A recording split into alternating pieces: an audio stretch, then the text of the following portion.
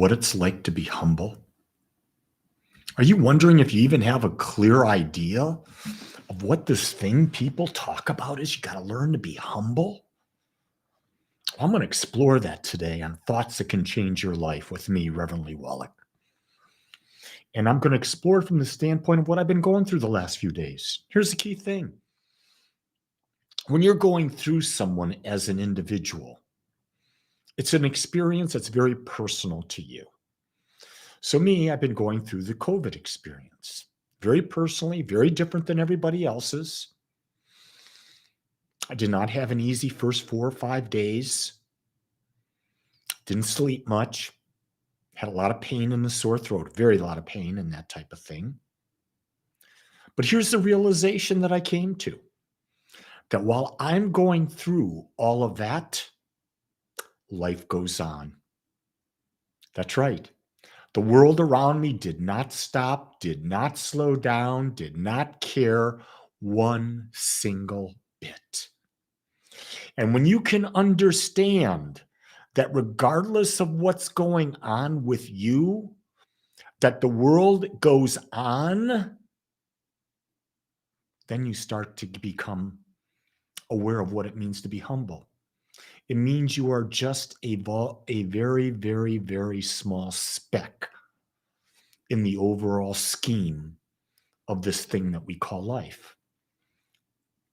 I can remember so clearly in 2011, January, going through with my mother making her transition. And I can remember the day she died. And I remember going for a walk on the beach afterwards. After, she died, the coroners came, they took the body away. There was nothing more to do. And I walked on the beach in Maui, because that's where she lived. And the world was just the same as it was before she died. There was no change. People were on the beach. They were talking. They were playing. They were laughing. They were running in the surf. Nothing changed. And it's really interesting to understand that as you go through your life, it is a very, very, very, very, very, very small microcosm within the macrocosm that is infinite. But our egos come at us and they say, no, we're the most important people in the world. Certainly, everyone is affected by what's going on with me. I'm going to tell you, no, they're not. They're not at all. Stop thinking you're that damn important. You're not. Do you know who you're damn important to? You.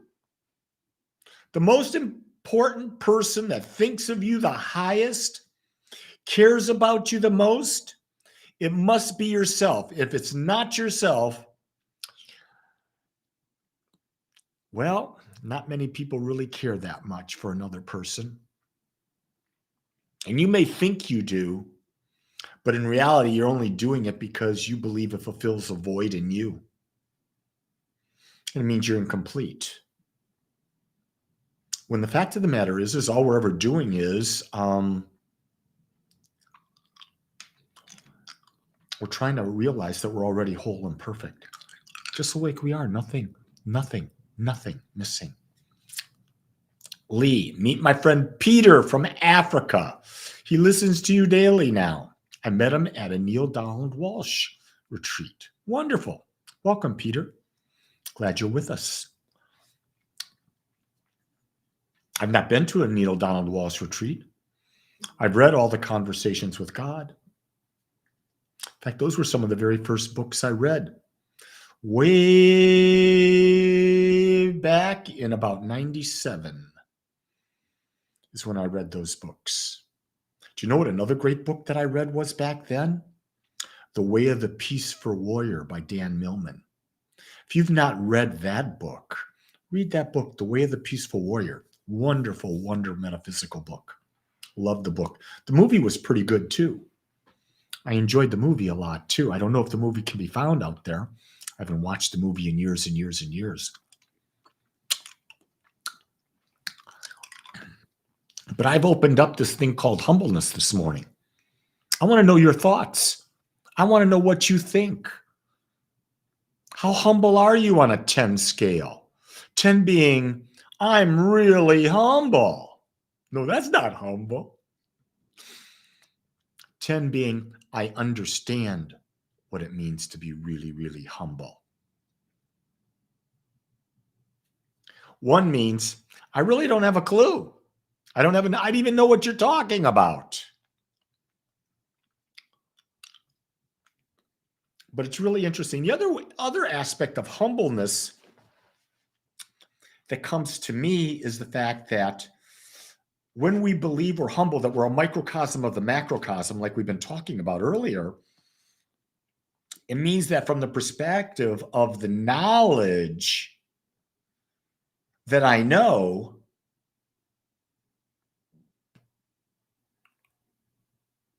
I really realize I don't know much. So being humble means I stay in a state of unknown. Lydia, how can you miss me? I'm right here. You're looking at me right now. You can talk to me via the text. I'm in meditation every day. Have you noticed that even with COVID, I did not miss leading a guided meditation? I did not miss the thoughts that can change your life.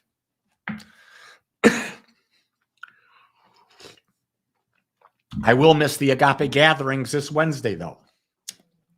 I can't talk that much. You can see right now I got a cough drop in, and I got my honey water with lemon on my side because I'm taking care of myself. It's a process of healing. It's a process of becoming humble.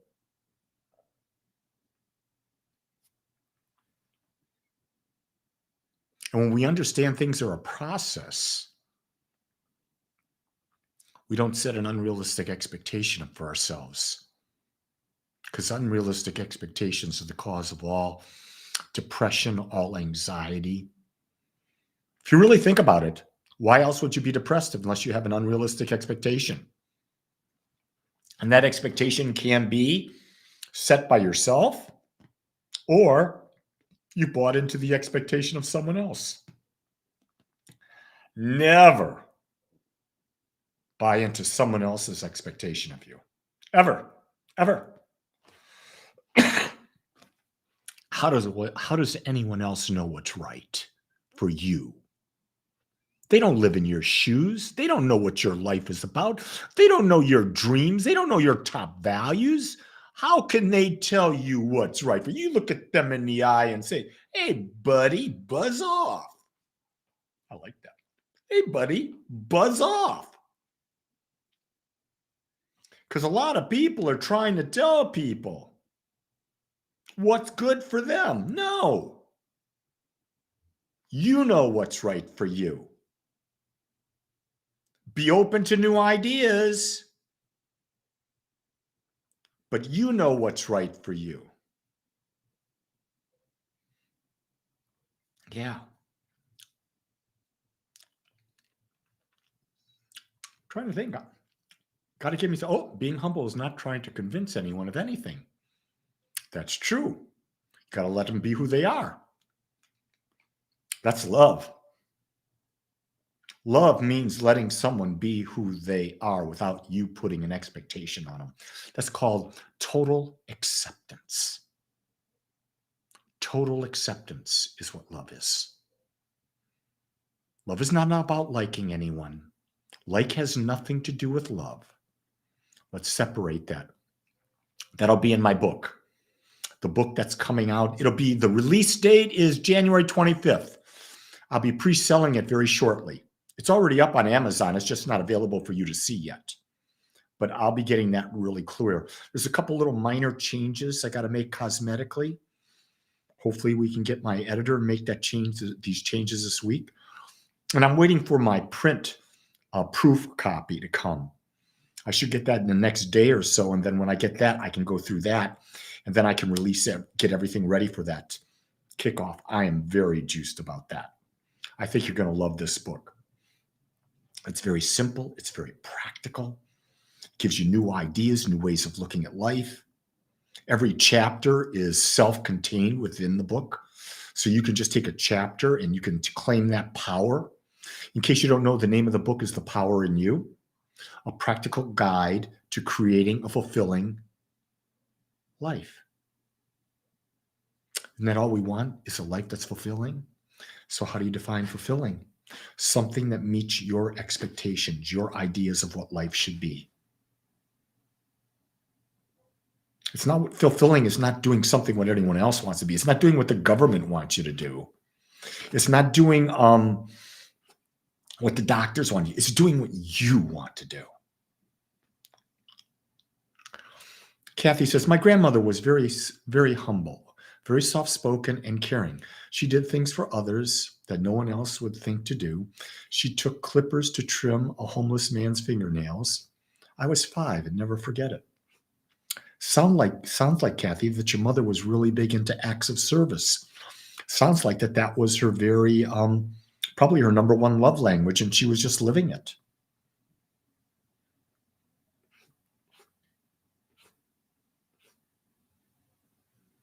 I like that. I like when you know who you are and you live it. That's authenticity. So I imagine, Kathy, that your mother stands out in your mind because that authenticity was so real, so sincere, that even though you were 5, you could feel the energetic of it. And that energetic is still with you now, 5. I'm not even going to tell people how many years you've had that authenticity in you, but a long time.